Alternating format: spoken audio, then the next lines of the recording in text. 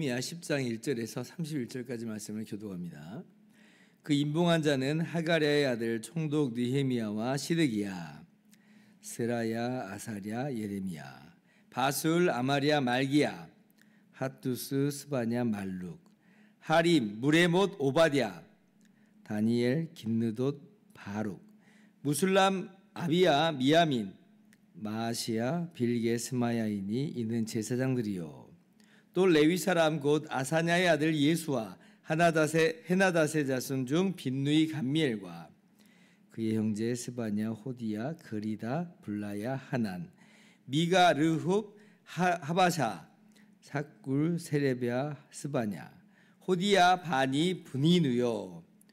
또 백성의 우두머리들 곧 바로스, 바한, 무압, 엘람, 사뚜, 바니, 분니, 아스갓, 베베, 아도니아, 비그의 아딘, 아델, 히스기야, 아술, 호디야, 하숨, 베세, 하립, 아나도, 노베, 막비아스, 무술람, 헤실, 무세사벨, 사독, 야뚜아, 불야다, 하난, 아냐야, 호세야, 하나냐, 하숲, 할르에스, 빌하, 소백, 루흠, 하삼나, 마세야, 아히야, 하난, 아난, 말룩, 하림, 바나이니라.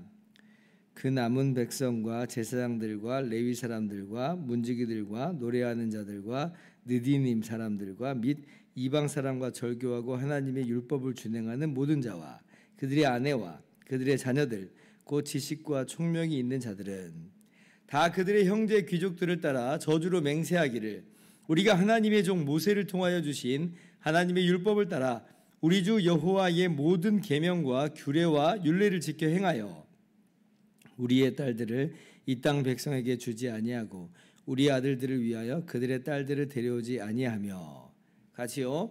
혹시 이 땅 백성이 안식일에 물품이나 온갖 곡물을 가져다가 팔려고 할지라도 우리가 안식일이나 성일에는 그들에게서 사지 않겠고 일곱째 해마다 땅을 쉬게 하고 모든 빚을 탕감하리라 하였고 아멘. 할렐루야.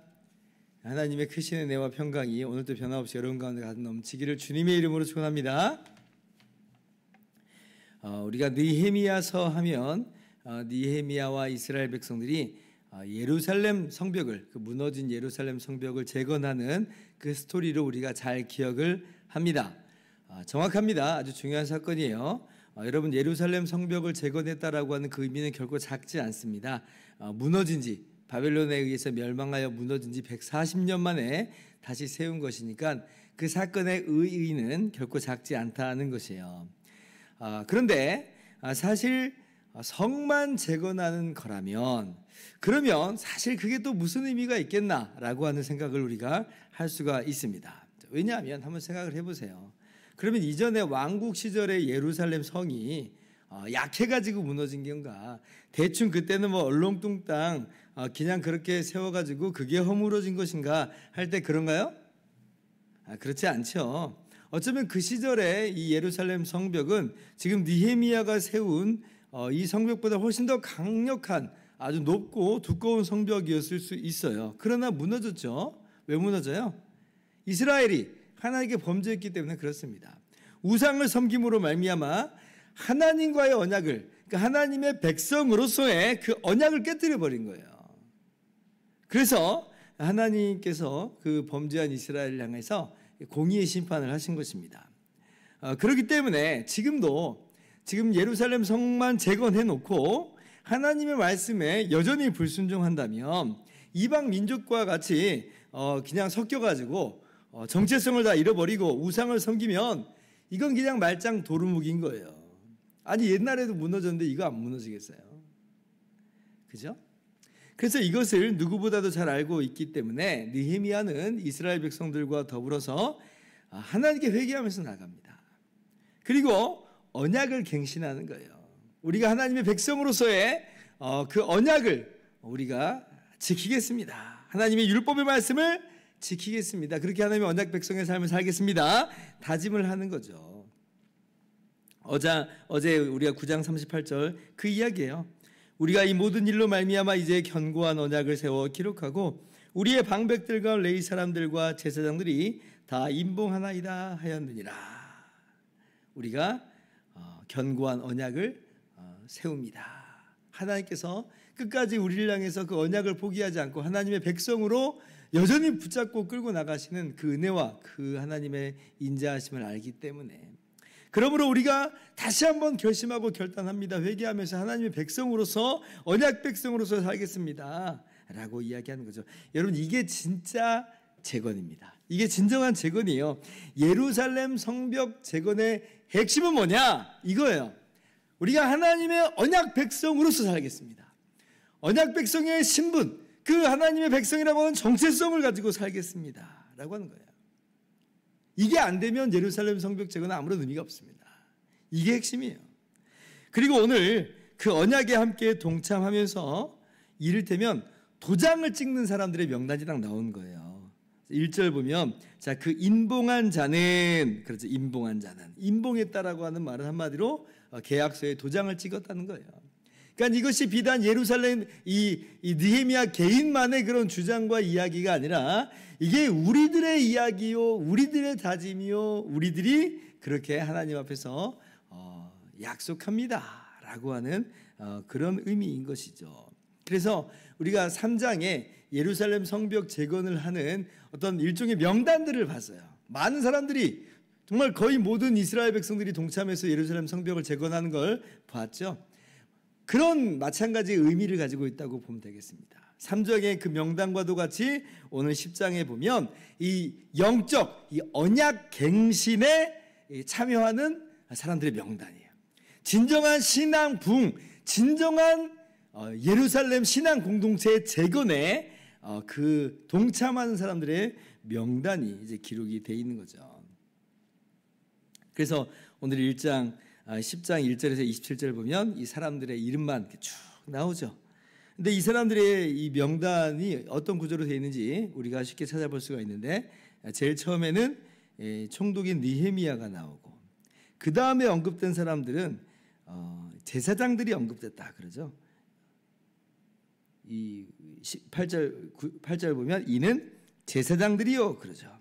그 다음에 누가 언급되냐면 또 레위 사람, 9절 레위 사람 하는 걸 봐서 레위인들이 쭉 언급이 됩니다. 그리고 14절 보면 또 백성의 우두머리들 하면서 명단이 나와요. 그러니까 지금 총독 나왔죠, 제사장 나왔죠, 레위인 나왔죠, 우두머리 나왔습니다. 어떤 사람들이냐면 지도자들이 앞장서서 지금 이 언약 갱신에 지금 이 인봉을 하는 사람들입니다. 그러니까 지도층들이 참 중요한 위치에 있는 거예요. 그러니까 타락을 할 때도 이 사람들이 영향력을 굉장히 강하게 끼치면서 이 회복에 있어서도 그 누구보다도 이 지도층에 있는 사람들이 이 영향력을 미치는 위치에 있다. 우리가 정말 그 중요함을 쉽게 좀 발견할 수 있어야 되겠습니다. 자, 그리고 이제 그 명단에 제일 처음 나온 것은 역시 이제 느헤미야잖아요. 그러니까 이 느헤미야가 얼마나 참 모범적인 신앙인인가, 이 언약 갱신에 있어서도 가장 앞장서서 있다는 것을 볼 때에 정말 이 지도자의 올바른 모습을 보는 것이고, 또 우리가 그런 사람이 또 되기를 다짐을 해야 되겠습니다. 자, 그런데 이제 지도층들만 그렇게 언약의 갱신에 참여하고 인봉하는 게 아니고, 이 계약서에 도장 찍는 게 아니고 모든 백성들이 다 동참을 합니다. 28절 이하를 보면 이름은 나오지 않지만 또 어떤 사람들이 동참하고 있는지가 나와요. 28절 그 남은 백성과 제사장들과 레위 사람들과 문지기들과 노래하는 자들과 느디닌 사람들과 및 이방 사람과 절교하고 하나님의 율법을 진행하는 모든 자와 그들의 아내와 그들의 자녀들 곧 지식과 총명이 있는 자들이라, 이렇게 이야기합니다. 그러니까 모든 백성들이 다 참여한 거예요. 그 남은 백성이라 그러잖아요. 지도층 인사뿐만 아니라 모든 사람들이 함께 이 언약갱신에 동참합니다. 아내도 나오죠. 자녀들도 나옵니다. 남녀노소를 막론하고 다 동참하고 있어요. 이들을 성경이 뭐라고 말해요? 다시 한번 28절 하반절 보세요. 곧 지식과 총명이 있는 자들이다 그러죠. 이 사람들이 정말 똑똑해가지고 이렇게 언약갱신에 참여한다, 이런 의미가 아닙니다. 반대죠. 이렇게 언약갱신에 참여하는 사람이 정말 참 지식이 있는 사람이라는 거예요. 이게 정말 참 총명이 있는 사람이라는 겁니다. 세상에서는 이들 보고 지식이 있다, 총명이 있다 말 안 할지도 모르겠습니다. 그러나 하나님께서 보실 때는 이들이 옳아요. 이들이 정말 참 지식과 총명이 있다라는 거예요. 그리고 결국 하나님께서 누구의 손을 들어주겠어요? 바로 이 사람들의 손을 하나님이 들어주시는 것입니다. 우리도 마찬가지예요. 어떤 사람이 지식이 있고 총명이 있느냐. 세상의 관점에서는 정말 잔머리가 잘 돌아가고 그래서 많은 돈을 움켜쥐는 사람이 지식이 있고 총명이 있다. 그럴지 모르겠습니다만은 전혀 그렇지 않아요.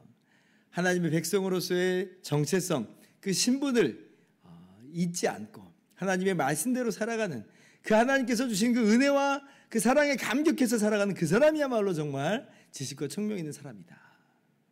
우리는 분명히 알죠. 그것이 참 지식입니다. 로마서 12장 2절은 분명히 말씀합니다. 너희는 이 세대를 본받지 말고 오직 마음을 새롭게 함으로 변화를 받아 하나님의 기뻐하시고 선하시고 온전하신 뜻이 무엇인지 분별하도록 하라. 하나님의 말씀을 알고 하나님의 뜻대로 살아가는 그 사람이야말로 정말 지식 있고 총명 있는 사람이라는 걸 여러분이 꼭 기억하시기를 바랍니다. 그래서 이제 하나님 말씀을 우리가 순종하면서 따라가겠다.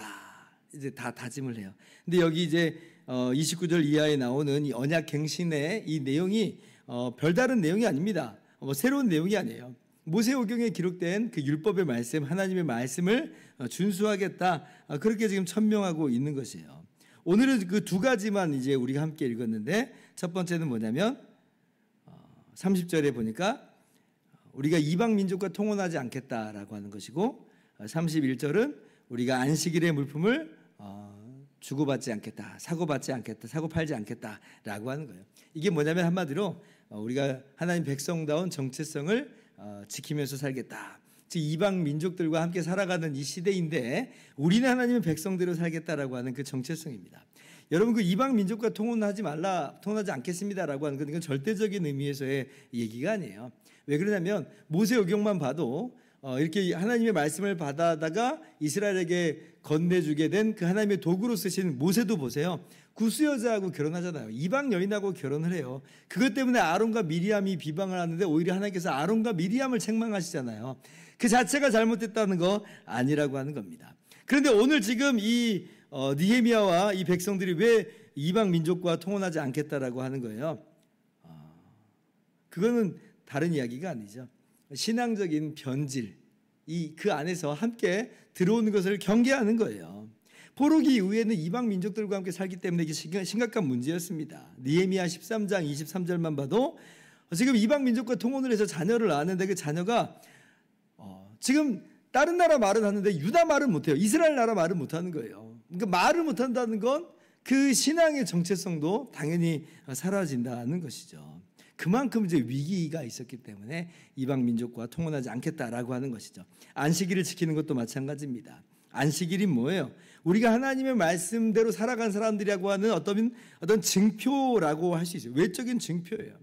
이날의 쉼으로써, 이날에 우리는 함께 모여 하나님을 예배하는 것으로서 우리가 하나님의 백성임을 드러내는 것이고 우리 스스로도 확인하는 거예요. 우리는 세상에 사는 사람들이지만 세상에 속한 사람들이 아니다. 우리는 모여서 하나님 예배하는 하나님의 백성들이다라고 하는 걸 스스로도 확인하는 거죠. 그리고 그 예배 가운데 하나님의 말씀을 들으면서 하나님의 은혜를 다시 한번 깨닫고 누리면서 그 힘으로 우리가 살아가는 거예요. 어떻게 보면 지금 이방 민족과 통혼하지 않겠습니다. 우리는 안식일을 철저하게 지키겠습니다라고 하는 건 이방 민족과 구별된 삶을 살겠다는 거죠. 어떻게 보면 개토화, 스스로 개토화하는 그런 모습이기도 합니다.